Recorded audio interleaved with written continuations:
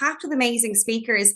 The speaker I'm speaking to today, Ron Thurston, I found him on LinkedIn. And what really stood out for me, I've had loads of people on the podcast, but Ron really spoke my language when he talked about taking pride in your career in retail. Because I'm going to be totally honest with you here, guys. There's been moments in my life where I was kind of cringing a little bit to tell people I worked in retail because they didn't get it. They didn't get what it was about. They thought that maybe it was a low level job and I was maybe just tidying a shop and sweeping a floor when it's way, way more than that. And we know that when we talk to branch merchandisers, VM, all of these, there's so many roles involved in running a high turnover retail outlet. And I'm really excited to have Ron on today. And Ron has wrote a book called Retail Pride. The link is down here to it. We're going to delve into a little bit about how Retail Pride came about. I suppose what Ron is really looking to change within that retail landscape and making people within the retail sector not shy away from telling them, you know what, guys, I'm seriously proud that I work in retail and I love it. Ron, tell us a little bit about yourself for people that maybe don't know about you. Sure. Thank you, Louise, so much. I think, what I love about retail is that it's a global conversation. So I'm coming to you from Miami, Florida. You're in another beautiful part of the world. I think that it just, no matter where you are, retail is everywhere. And it's also the same conversations about careers in retail. And so I'm from California originally. I grew up in a family that was rooted in construction, like commercial construction, residential construction. My grandfather was the CEO of the company and everyone in my family worked for him. And I just said, construction's not my dream. I want to work in fashion. I want to do something. And so went to school in California at a school called FITM, Fashion Institute of Design and Merchandising, for just a couple of years to just immerse myself in this industry and thought I wanted to be a designer. But what I really discovered is like the real action, the most important part of our industry isn't actually the design. It's how you sell it. And most importantly, it's the experience you create while you're selling it. And so as a designer, you would say, well, I don't understand why my product's not selling. I would say, well, where is it? And who's speaking about it? What do they know? How do they do it? And how proud are they to work in this industry and sell your product? So it's actually much further down the line is when the decision is made by the customer, whether or not they're going to make a purchase. So once I figured that out, I joined the Gap very early on, and had this incredible career and went on in assistant store manager, district manager. Like I was rooted in Gap culture, like late 90s, early 2000s. I went on to help really launch and lead brands like Apple, West Elm, which I think hasn't expanded globally, but is a big furniture business. Tory Burch, which is, of course, a global brand that everyone knows. A men's brand called Bonobo. And then the last 8 years or so was able to move into the luxury side, and ran Yves Saint Laurent for North and South America for several years, and most recently ran Intermix, which is the luxury division of Gap Inc. at the time. So back to Gap where it all began. So that was like a 35 years in 30 seconds, but my love of this industry, no matter what you sell or where you work or what you do, is so rooted in its importance and the way that it serves the world, the communities we live in, the people around us. It's just so much bigger than exactly as you started, than this kind of a store that may or may not do something or enjoy something that I love. They're critically important parts of human behavior. And we have to think of it that way. It's how we reconnected the world post-COVID. We did that in retail. We brought people together. Like there are things that we do that can't be replicated in any other format except in a retail environment. And I just think it's so beautiful and we have to celebrate it. Yeah, and I love that because I think when the restrictions opened, I think I think a lot of, I think the store became the meeting place because so many people moved remote. They were working remotely. There was a big push to support people in IT, all of these people that, and loads of even the banks over here, the insurance companies, they all moved remote. And I think those conversations at the water cooler weren't happening. People were on Teams, they were on Zoom, and they just weren't getting that interaction. And that's where, retailers have such an opportunity there to capitalize that, from putting a coffee dock in their store to increase dwell time and to have that meeting place. And, there's a shopping center in, I think it's in Japan, and it's really interesting concept what they've done, Ron. They basically, the old age pensioners there, they realized that they were at home and they were lonely. So what the shopping centre done was they gave them these little coupons whereby if they came into the shopping centre, even to sit down on the benches, that they would build up a point system where they then would get so many points that they could purchase something in one of the stores in the shopping centre. And the reason behind that, I thought it was so lovely. The reason behind that was that sometimes that age group can be forgotten about, and they're kind of left and they can get quite lonely. And it was a way of the government going, do you know what, we want you around, you have so much wisdom, we want you sitting around, we want you talking to people, and they done that initiative. And I just thought it was really great. And I just think that retail has that magic to do that. And as you said, what other business, when you think about it, can do its own market research, can see the customers touch and feel the product in front of their own eyes? It's just amazing. It's amazing. And it doesn't require a purchase. Yes. And so while you're in a restaurant, if you're seated at a table in a restaurant, you're spending money. You're in a luxury hotel environment, but it's really, in many respects, it's also free entertainment. And it's a free way to meet other people. No one requires you to purchase something. And they certainly love it. We've all run stores. We want that. We want your money. But it doesn't mean that it's going to prevent you from walking in and meeting new people or attending an event or watching a panel or learning about a new product or learning history about a product. Try, test, feel, all of it. It's just this magic that's created. And so the conversation about the people that do that work, one of the reasons I wrote Retail Pride, because I felt and I wrote it in 2019, came out the end of 2020, but we weren't having enough conversations about the people doing the work. We have a lot of conversations about stores, how stores operate. There are a number of books about retail and what it is, operations of retail, and we need all of that. But when I, as a head of stores, and I want to put on a conference and invite 100 managers to a meeting, and I want to talk about a topic, there was not one single book that was written for those people.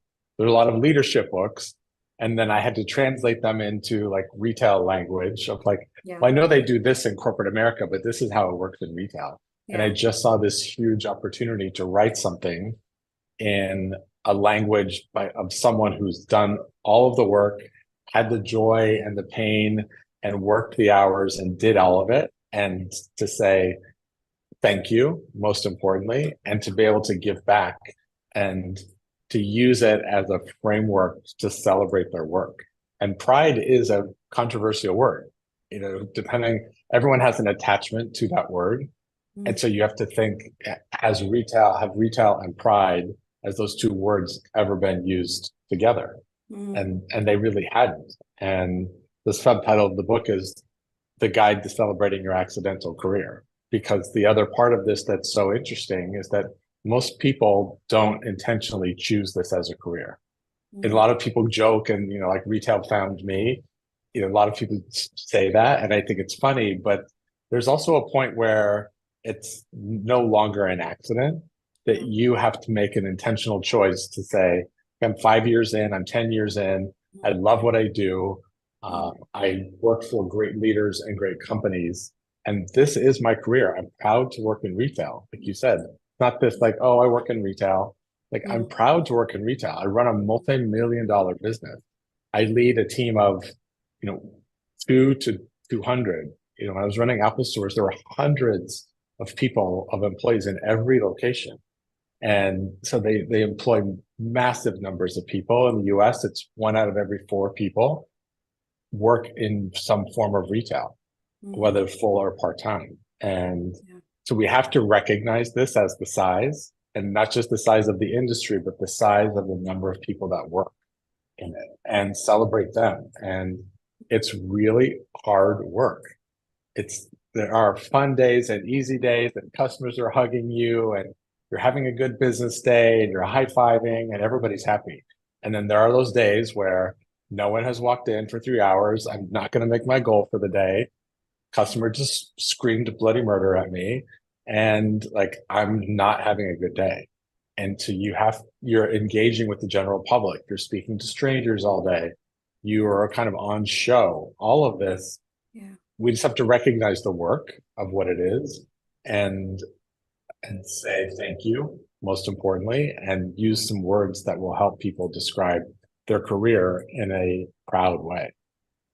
Yeah, I love that. And I think it's really an interesting point you made when you mentioned earlier that, you know what, Louise, I've seen loads of books around the operational stuff. I see loads of books around the customer stuff. Um, and I remember being in a room there a few months ago, Ron, and what I said was in the room, I said they were all talking about there being a high turnover in the retail space. And I asked one question to everyone in the room, and I said, if you treated your staff like you treat your best customer, would you have an issue with turnover in your business? Yes or no?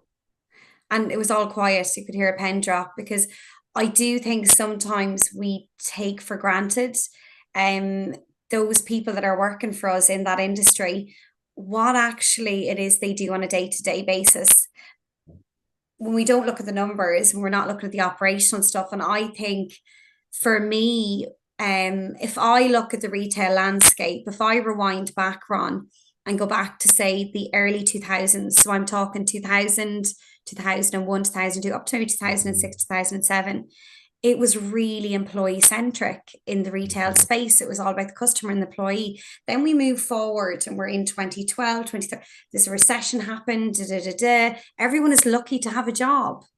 Yeah. And I think with that mentality, you're lucky to have a job, comes that sort of feeling that, you know, you're kind of lucky to have a job and to get a wage, and that's about it. And that's what we're providing to you.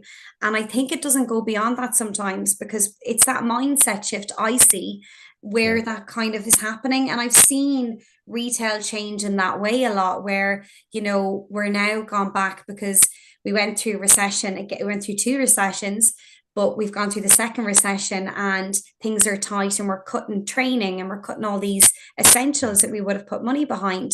And then we see that that's kind of propelled, I suppose, a focus on, do we have enough people to do the tasks? Right. And what you see businesses doing now is, well, we need to get all the tasks done. How long is it going to take to do each task? How long will that shift last? And there's such a focus on that, I think. And I'm seeing it from a customer experience perspective, Ron, and you're seeing it from the employee journey piece. And I think the two of them are actually reflective of one another, Yeah. because when we really focus on the operational of the business, we actually lose sight to what the business is all about. And it is all about the people, the Yeah. internal and external people. What do you think about that, Ron? I completely agree with what you say, Louise. Where I would like add to that is that we Yeah. we need both. Yeah. That a well run Mm. retail business is highly operationally efficient, is very good at accomplishing what needs to get done, Mm. is you know, merchandised well, has strong cash management, has great all the operations have to be great, and then on top of it, leadership that is invested in the experience of their team first and foremost, and then the customer. And so when you have leaders who understand, I run a multi-million-dollar business that's very operationally efficient and solid in its foundation. And therefore, I can spend my time coaching and training and developing my team about careers and dreams and developing competencies and getting people where they want to go. What that does is create phenomenal customer experiences. It's a natural output of when those things are done well. It isn't actually training someone on customer service. It's making sure that leaders are invested in their team, because proud, happy teams deliver exceptional customer experience. And the reverse isn't true. That when you're annoyed at your boss, or you're not having the conversations that you want to have about your career, or flexibility in your work schedule, or the store's not well run. I see this often. If that foundation's not built and it's not operationally efficient, it actually isn't a great place to work, because people aren't sure of like, oh, I'm going to walk in today, and today I'm going to have to process the 100 boxes that just showed up, and no one's here to do it. Oh, and there's a line at the cash wrap for people to pay. Oh, and the windows have to be changed today. Oh, and 3 people called in sick. That is not a good day at work. So what that operational efficiency creates time for other important conversations to happen, which then everything's just humming. When you know those stores, you're like, this store has a great leader. I don't know who they are, but you can tell the store has a great leader. And the reverse is true. And so I actually think sometimes we get caught up in the fun, emotional part of retail and the pride and that. But if we're not having those important conversations about careers, then we will continue to see high turnover. We will continue to see constant change. Because they actually really want to be here. I traveled most of the back half of 2022 and the beginning half of 2023. I spent 14 months traveling the country, talking in 30 different states in the US, speaking to retailers and retail teams and listening to them, learning what makes them engaged, what frustrates them, why they've had the careers they have, who's been successful in retail. I have a podcast called Retail in America that was exactly that. All the conversations done in person in these different cities all over the US, because I really wanted to hear what was on their minds and what was important to them. And that it was so enlightening to me, and which is kind of why I have such strong opinions about this, because it's not just my experience or me leading companies. It's actually me going out and traveling to small town America and saying, well, what's important to you? Why do you love working in this business? Almost always it's their team and their customer. Almost always. And so you have to provide resources for people to love their team and love their customer. And that sounds easy and funny, but it's actually highly complex. It's really hard. No, it is. And I think anyone that's worked in retail management, or maybe have taken over a large retail store where maybe there is a big shift. The management was there 20 years and you're coming in with your new leadership style and you have to change things up. And there's all of these, and it's a huge thing around change management. I think anyone that is in these positions and they're going into these roles, and they could be promoted internally, Ron, or they could be promoted externally, or into a different region or a different area of the retail outlets. They are really taking on change, and it is very tricky, because you're trying to get trust, you're trying to build psychological safety, you're doing a lot. And I think if you talk to a change management consultant who goes into these banking companies, retailers do that on a smaller scale, but they're doing it when they go in and they take over these franchise stores or these large department stores. They're really doing that because they're, as you said, to build that culture within the team, it has to stem from somewhere. You have to feel comfortable to talk up in meetings. You have to feel comfortable to say what you want to say, and know that you're not going to get chastised for it. Know that it's okay for me to come in to it could be a weekly meeting that we have with the leadership team, and to know, do you know what? If I tell Ron what I really think about this, he's not going to flip the lid at me. He's going to actually take it on board. I'm going to say it in a respectful tone and manner, but I'm also going to say what I feel. And I think when we create that, I think the magic really happens, because you cannot do it on your own. You cannot come up with all the ideas. You need those people on the ground that are actually facing the customers to give you that feedback that you need, to tell you whether the products are performing or why aren't they performing. And you could be pulling product reports and having meetings with buyers. And it's getting those involved in those buying decisions or those decisions, and they feel important. They feel heard. Right. And I think it's important to allow people to feel heard, especially in retail, that it's not based on your title, but we're in this together and we're a team. Yep. You're exactly right. And where I really push back often on companies is they spend millions of dollars on marketing efforts and brand awareness, on ad campaigns and emails and billboards and every part of the marketing machine to drive people to your website or to your store. And, the average website conversion rate, is generally less than 2%. So you're driving thousands and thousands of people to a website, 2% of them convert to a sale. But you're driving traffic to the store on average, 15, 20% maybe convert, depending on the brand, some higher, some much lower. But that conversion in the store and at its most profitable level, the customers in person spend more money. They shop more often. They're more loyal to a brand. They're loyal to people. They're loyal to a location. That all that millions of dollars, if you just carved out a little bit more of that and put it into people, then that conversion rate would go up. All of the things that I just said would exponentially improve. So I think we live in sometimes brands have X amount of dollars dedicated to marketing and X amount to stores and so much to payroll, so much to this. And we have to be willing to be fluid with that money and say, well, if I gave you $100,000 to add to payroll, what would you do this month? Well, I would do this. I would add 2 more people on Saturday from 2 to 6 when I have my highest traffic. Like smart retailers know exactly how to spend every dollar of payroll. I would hire 1 more person. I would give this person a raise. I would promote this person. And so what you're describing is listening to the field and saying, we don't require a lot to deliver a lot, but if you gave us a little bit more, we could do even better. And if you listen to that and you say, you know what, thank you.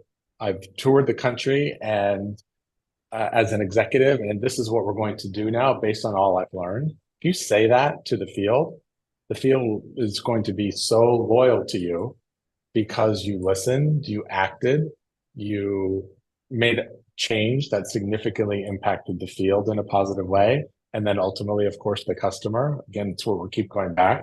You do all of this in pursuit of a great customer experience. If you do all of that, then it's like, cool, great. Like, I'm here for you. Like, you listened, you made change. I'm committed to making this happen. And a little bit of that goes a really, really long way. It does. And I think it's listening. It's listening because you want to be listening, and it's listening to not to respond, but actually listening to them, and to the feeling of being heard is a really strong sense of appreciation behind that. When you feel heard, you really feel appreciated and wanted, and it's a really powerful thing. Yeah, and it's where change happens. Yeah, trust is built. And turnover is the biggest thing I hear often is, well, I don't want to spend more money because they're just going to turn over anyway. So that you're setting yourself up to fail. Yeah. And I would say, well, let's find solutions. Let's ask them what would make you want to stay here longer. And let's find resources to make that happen. Let's run a test. Let's pay everybody in this store more, or do something else. Like, let's learn about what's creating turnover, and then let's find solutions to solve it, and then see what happens with the business. I can guarantee you slow down turnover at the team level, sales go up, customer experience is improved. The margins get better because you're selling full price. Again, like proud, happy, engaged employees sell better. They create more experiences. And the customer, oh my God, I just fell in love with Louise. I just met her at the store. She tells all of her friends. She comes back with her friends. Her friends spend more money. I mean, these are not mysterious outputs. Yet, I think sometimes we don't put in enough of that work to listen and learn and make change for the greater good of the brand. We have work to do here. I won't say it's consistent, and I don't think it's every brand. But I think if we put a little bit more effort into some of those things, we would see a dramatic shift in our industry. Yeah, there's a really interesting I had a guy on a podcast called Ted Rubin, and he talks about return on relationships. And we talked about this ethos of return on relationships in the workplace and outside of the workplace. And the whole meaning behind it is that, you know, you be good to your staff. Your staff inside your business are actually your marketeers. And I just thought it was a fantastic way to actually, because if they love working for your brand, they're going to bring their friends and family in, and they're going to want to buy your product. But I don't ever hear retailers saying that their staff are their customers, because they really are, because they're either going home in the evening, let's be honest, or going to the barbecues or going meeting friends, and they're either slating it, they're either saying, I hate being in there, I don't really like it, or they're going to meet their mates and they're going, do you know, I'm actually love working there. They listen to me. She listens to, you know. So I think, you know, when we look, I find sometimes it's looking internal more than external for those kind of fixes or for those changes that we're talking about. Agreed. And I think there's some data around in that, I'm speaking of the US, one in six people have their first job is in retail.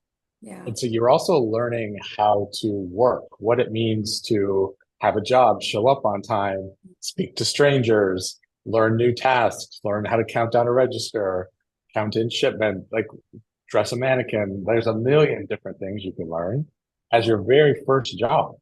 And so I have often said, well, what does the experience you're creating as a leader, what does that person who it's their first job go home and tell their parents? Because the first thing your mom's going to be like, hey, Ron, like, how was work today? Oh my God, it was so good. Like, I learned so many things today. I got a recap at the end of my shift about feedback from my performance for the day. Like, all of a sudden they're engaged in work and they're learning of like what it means to work in a business. Yeah. And retail also outpaces other industries and women in the workplace versus men. It outpaces women of color, particularly outpaces trends. And so you're also creating an environment where you're giving voice to new leaders and this idea of how do we make sure everyone's voice is heard. Retail is open to all. Anyone can work in retail, and we welcome it, and we create a space where everyone should feel welcome and that their voices are heard and they're listened to. And it's just such an important kind of facility to create change in the world. Again, I think of retail as being so much bigger than selling things. It's not. You're creating change in the world that cannot be overstated. And the importance to the economy, the importance to jobs and careers and financial stability is so rooted in our industry. I love everything about it because the impact is so big if we are willing to go there, willing to have that conversation. Yeah. And I love that. I love that you've asked that question about what would they say when they go home at the end of that day, because I think, if we have that thought embedded in our minds, Ron, we would probably be more mindful of the actions and be mindful of what we do, and how we're showing up, Yeah. There's a young woman that when I was on a tour across the country, she worked for me. I ran Banana Republic store, and she was 16, and She worked for me in the store until she graduated high school. She went on to go to college, and she was just someone who had just all this energy and excitement, and like anything you would do to give her, she would just do more. She just like one of those people that you meet in retail, Yeah, and like I know could them. handle anything, could just do anything at 16. And Oh, so she went on to have to go study buying planning at Neiman Marcus, and is now senior director of planning and allocation at Neiman Marcus. So stayed wow. in the retail industry, not in stores, but and so I saw her. She has a small child now, and she's like, I made the decision to stay in this industry because of you, because Wow. of like what the impact you had on me when I was 16. I Wow. chose retail as a career, and this was 25 years ago. And so this idea of like how we make an impact as leaders to people who are new to the workforce and what we do, you don't know. You don't know positively or negatively how that impacts others and how you are described. And retail is one of those places where you can do that. It's that restaurants do too, any kind of quick service restaurants, like all that's where people get a lot of their first jobs. But you make decisions about life and work early in your career. And for me, it's really powerful. Yeah, amazing. If there's someone listening to this now, Ron, and they're in the retail space and they're maybe feeling, how should I say, they're maybe feeling not as proud as what you would want them to feel, Ron. Yeah. What advice would you give, or what would you say to those individuals maybe? So the first thing I like to do is kind of Mm, have someone describe their experience. yeah. And what do you say about work? What where are you gaining joy and where are you really frustrated? Is it about a person or is it about the brand? Is it about the customer? Like what is it that really frustrates you and diminishes your pride in your work? And almost always when I ask those questions, Yeah. it comes down to their boss. Okay. They love what they sell generally, or they wouldn't have chosen to work there. And customers can be lovely and customers can be difficult. There's no brand where every customer is nice. It just doesn't, it's not human nature. So you have to just accept that some people are not going to be nice. Some people are. That's just reality. Yeah. But where it falls apart is sometimes in leadership. And so what I encourage people to do is gain, as scary as it is, have the hard conversation with your supervisor about why what the experience they're creating for you. What how are they experiencing work? How are they experiencing that person? How does that person make you feel? And be willing to share it. Because what most people do is they just quit. They go find somewhere else where they think it's going to be better, or they meet someone they like and they don't provide feedback. And I really encourage people of like this is actually how you become a great future leader, is learning how to have the hard conversation and to take the courage and say, I'd really love to talk to you about how it feels working there or how it feels working for you, Yeah. and be honest about it. And even if it doesn't feel comfortable, it's really easy to say nice things. It's not always easy to provide constructive feedback. So that's what I would do. If it's not solvable, um, and it's diminishing their experience, I would say sometimes actually problems need to be raised above your next supervisor. Mm, Things need to, things need to be um, shared if yeah. necessary. Open. Yeah. And sometimes that also doesn't happen. Of like, it's just easier to quit than to Yeah. have these like multiple conversations because jobs are plentiful in retail. Like, have the hard conversation, move it forward. You'll be really proud of yourself for that. And if it ultimately ends in a job change, that's fine.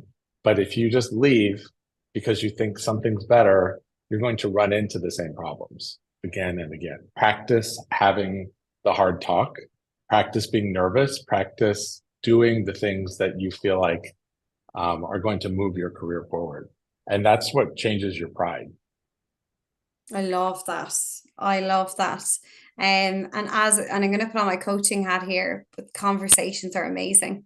Yeah. Conversations, yeah, they can lead to really, and having the challenging conversations, I think. And I think it's about being open-minded to see where the other person is at as well, because very often I find the problem sometimes, although we may think it's within ourselves, the problem is actually maybe something that's not anything got to do with you or the Yeah. person. It's something that's going on with themselves. There could be something happening with them personally, and maybe they're just projecting that out a little bit. And it needs maybe to be called out that, I'm feeling when I come into work that there's a little bit of animosity, and I'm calling that feeling out because it's making me feel uncomfortable.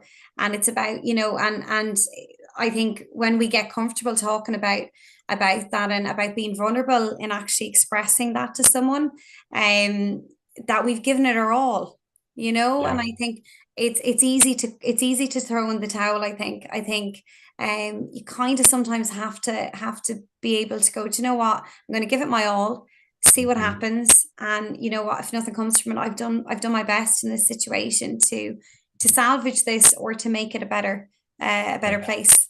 Yeah. Yeah.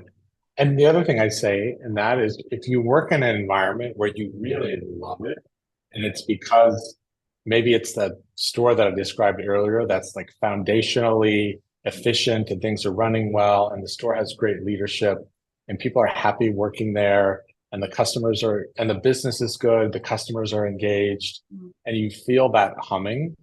Um, Make sure you recognize how that feels because there will be times in your career where that doesn't exist. And you want to actually understand how that feels so that you can replicate it when you're a leader. And and to recognize that it's not always going to be great, but Yeah. when it's great, this is how it feels. And when it's not, how did it feel? And what do we need to do to get back there?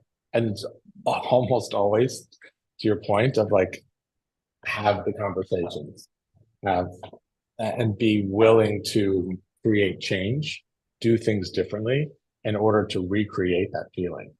And if someone hasn't had that yet, I would say like do your best to find that space to see what success is, or find someone that creates that and go and work for them. I followed someone 3 times in my career because they went to a different company and I'm like, I want to go where you go.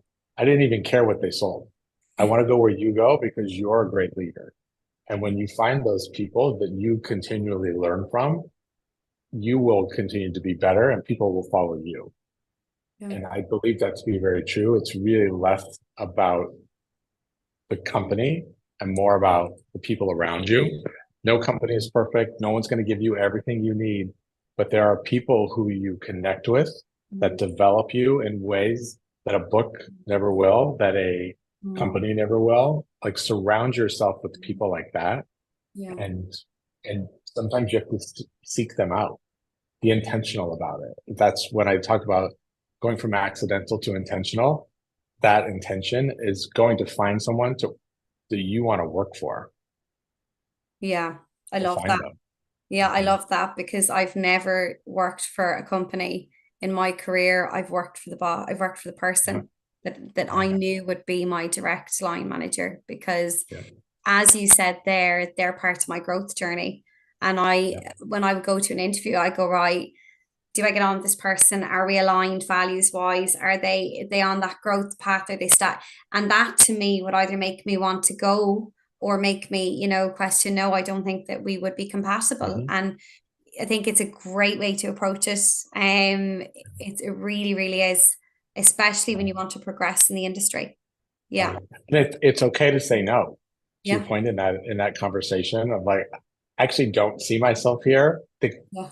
Sometimes I don't know if it's the way we engage with the world. Sometimes we're very quick to say yes to Yeah. relationships, to jobs, to everything. We're just like we feel wanted, so Yeah. therefore we say yes, even though we shouldn't have.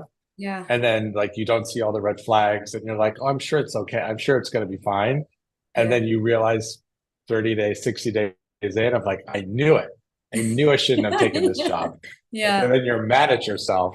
So like Yeah. ask hard questions. It's the same as a candidate. Ask hard questions. Yeah. Ask the things that no one has ever told you you should ask or could ask. Like Yeah. dig deep so that when you say yes to that job, you're fully prepared Yeah. to win at it, to be successful because you found someone that you want to work for with a company with whose values you align with, and you've gone into this job eyes wide open. I don't think we do enough of that generally. I think No, we're no, and quick to say yes. I definitely agree with that 100% on what you said. I think that it was when you got that high turnover or you got that position or you got that bonus structure, whatever it is, and you think, oh my God, there's loads of progression here. And as you said, you nearly, I'll be honest, I didn't have the courage at the time to ask those questions. Mhm. But as I was in it more, and I what I actually done was for 2 years, this is going to be a bit bananas. For 2 years, I interviewed to actually get over the nerves of an interview.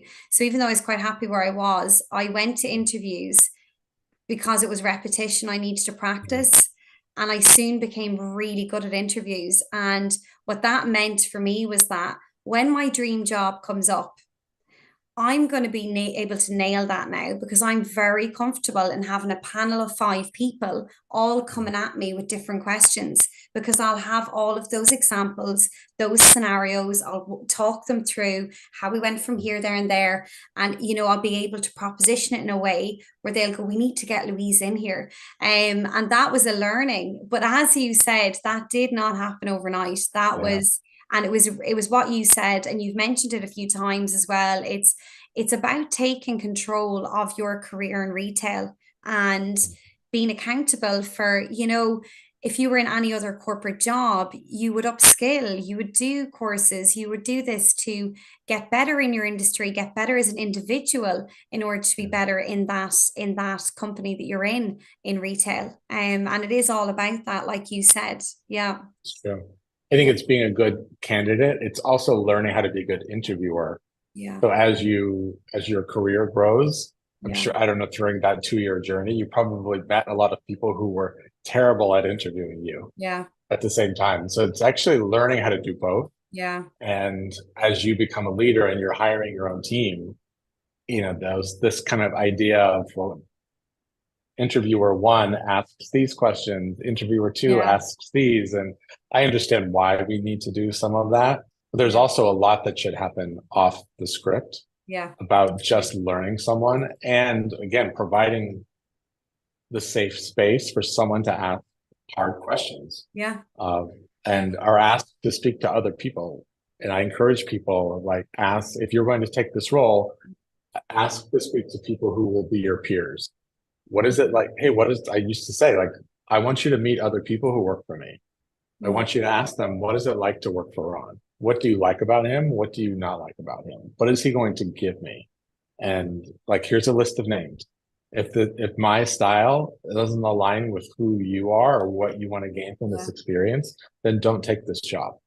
If I I love if I that. can provide Yeah. something to you Yeah. that you think you're going to gain from based on who I am and what my team says about me, then this is going to be a great place for you to work.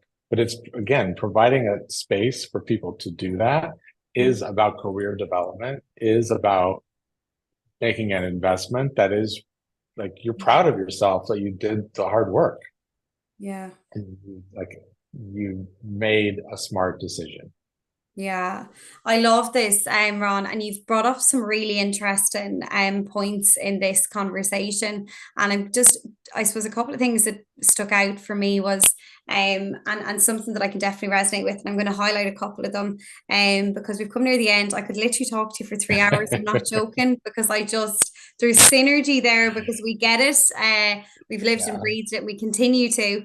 But I think it's having really open conversations, open, honest conversations with your team, to show that vulnerability, I think, as a leader, and to also allow them then to see that it's okay actually to have those open, honest conversations, not running away from the difficult conversations. And that's on both sides of the fence. That's if you're a team member, that you're, not just thrown in the towel because, you're annoyed, and that you're actually able to express that and go, I'm not happy with this. And you're developing that skill set, and that when you go into another job, and if something doesn't happen the way you want it to happen, that you're able to actually have the courage to say that you're not happy about that, and that it's not going to be you jumping ship to every job, because every time someone does something you don't like, or they annoy you, or they pee you off, that now you're thrown in the towel and you're moving on to the next thing, because you're not ever going to deal with that issue you have, which is being able to express yourself in a healthy way, where you're able to tell them what's wrong and you're fixing that. And that's a lifelong skill you get, can I tell you? Ron has said it here, but I can tell you for a fact from leading people, and Ron will know this as well, that is a skill set that will stand the test of time, not in your business relationships, but also in your personal. It's a crossover in both. And when you get to that point in your life. Another couple of things Ron touches on as well is giving your team the opportunity to talk up, and gives them the opportunity to see where they want to go in their career, have those conversations with them on the shop floor, whatever it is, in their meetings, on their one-to-ones, on their appraisals. What is it they really want to do? Where is their career? Do they see progression? Do you have a succession plan in your business? If not, why not?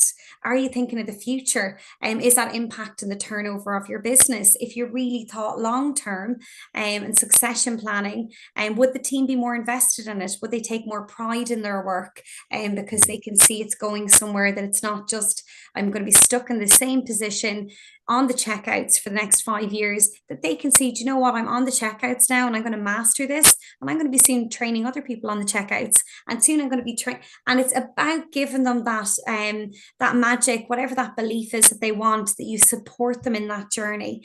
And there's so many others, Ron. I think you talked about a percentage there. You said 2% of sales are possibly converted in the US market from websites. So why do we push our marketing budgets onto websites? Why aren't we looking at our budgets in the sense that investing more within the store teams? And I think that's something that everyone can have a real hard look at. We're coming up to peak trade now with Christmas, but where do we have any money left in the budgets? Can we support our team in in having an extra person, as you said, on a Saturday? Can we do something around the team's development? And maybe we haven't done a proper succession plan. Can we look at doing something like that? Maybe buying Ron's book. You know what I mean? Get the team talking about it. This is a plug. I'm genuinely meaning it, because there's stuff in that is really, really beneficial. But things like that, can you do things like that to really help your team feel invested in, and feel important in your business as you do? Ron, I've summarized there really quickly. Thank you so much for coming on. You're amazing. Thank you, Louise. It was just such a pleasure. I can tell. You're right. We can speak for 3 hours. And yeah, please reach out to me, other people. The book's a great way. Retail America is the podcast. Yeah. I'm launching a retail recruiting company, which we didn't even have time to talk about, called Aussie. UseAussie.com is useaussie.com. We'll launch, because I think that's the way we build success, is also through the hiring journey. Yes. Here to get people those jobs that they want, that we've been speaking about. And I want to build a platform for people to do that. So just thank you. Thanks for your time. And it was so much fun. I like a global audience. Thank you. Thank you so